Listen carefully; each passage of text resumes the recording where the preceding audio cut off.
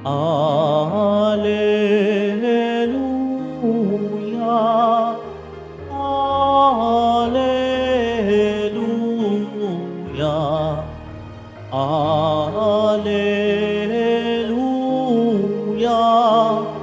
Alleluia.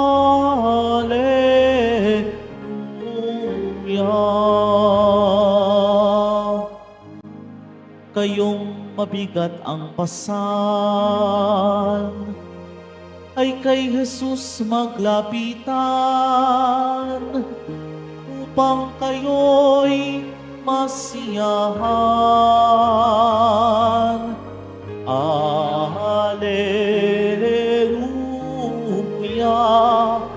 Alleluia, Alleluia, Alleluia.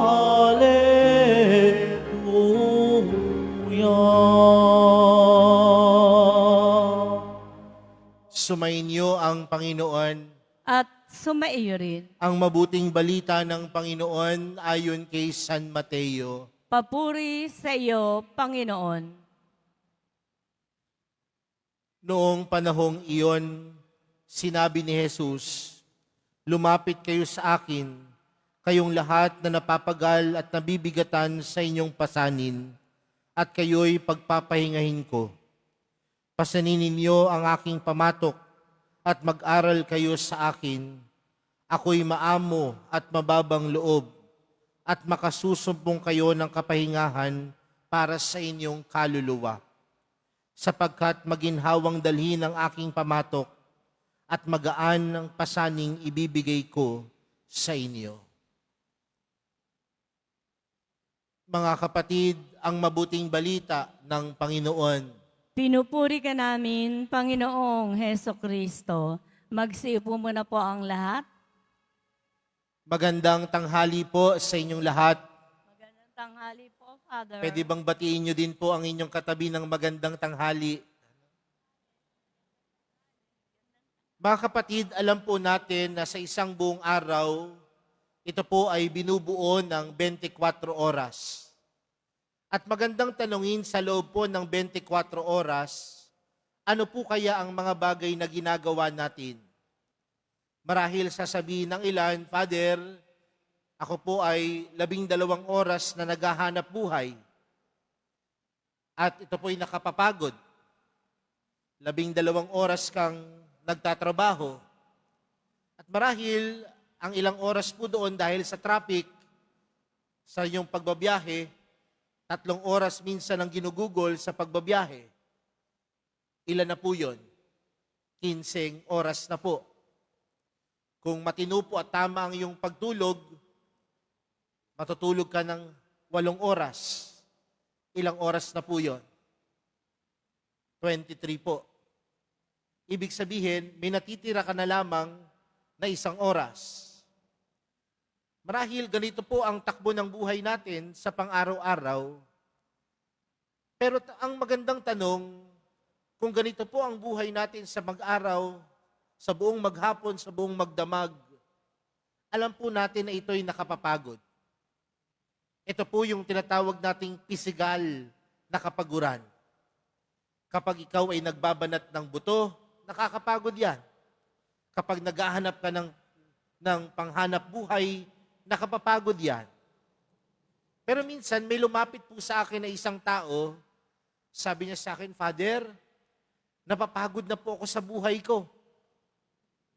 Sabi ko sa kanya, "Ano po ba ang ginagawa niyo sa buhay ninyo?" Sabi niya sa akin, "Yun na nga po, Father eh. Tambay po ako." Sabi ko, "Tambay ka? Anong nakapapagod doon?" Sabi niya sa akin, "Nakakapagod pong maging tambay." Mga kapatid, may pisikal po tayong kapaguran. Pero magandang tanong, paano po natin pinapawi itong pisikal na kapaguran na ginagawa po natin? Ang iba po sa atin nagpapahinga. Ang iba po sa atin gumagawa ng bagay na pagpapalibang sa atin. Pero kung mapapansin po natin, mga kapatid, ang mundo po natin ngayon na hindi lang napapagod ng pisikal. marami sa atin, hindi naman talaga pagod sa pisikal, pero pagod ang emosyon. Pagod yung tinatawag nating spiritual na kapaguran. At ano po itong mga nakapapagod na ito? Nakakapagod po na magkaroon ng kaaway. Nakakapagod po manira ng kapwa. Nakakapagod po na siraan ng buhay ng ibang tao. Nakakapagod pong mag-isip ng pangit sa kapwa. Nakakapagod po ang hindi magpatawad. Nakakapagod po ang hindi magmahal. Mga kapatid, ang kapaguran natin bilang tao ay hindi lamang pisikal. Meron din tayong kapagurang espiritual. Pero magandang tingnan mga kapatid na yung ebanghelyo nating napakinggan, hindi tinukoy ni Jesus kung anong klaseng kapahingahan ng kanyang bibigay. Hindi naman sinabi ng Panginoon, pagod ka dahil naghanap buhay ka, lumapit ka sa akin. Ngunit kasama sa kapahingahan ay pinagkakaloob ng Panginoon ay yung spiritual na kapahingahan. Kaya nga ang sinasabi ng Panginoon, pasanin mo o pasanin ninyo ang aking pamatok at mag-aral kayo sa akin. Ako'y maamo at mababang loob at makasusumpong kayo ng kapahingahan.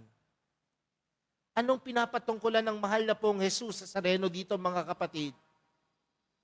Na ang kapahingahan ay hindi matatagpuan kanino man. Ang kapahingahan ay hindi tunay na may bibigay ng mundo. Pansinin po natin mga kapatid, ano po ba ang kapahingahan ay pinagkakaloob ng mundo? Di ba kapag ikaw ay may problema at pagod na pagod ka sa buhay mo, anong sasabihin marahil ng mga kalalakihan?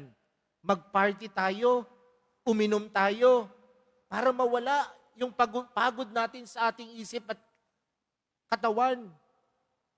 Pero aminin natin minsan mga kapatid, yung mga taong uminom, pagkatapos uminom, nalasing.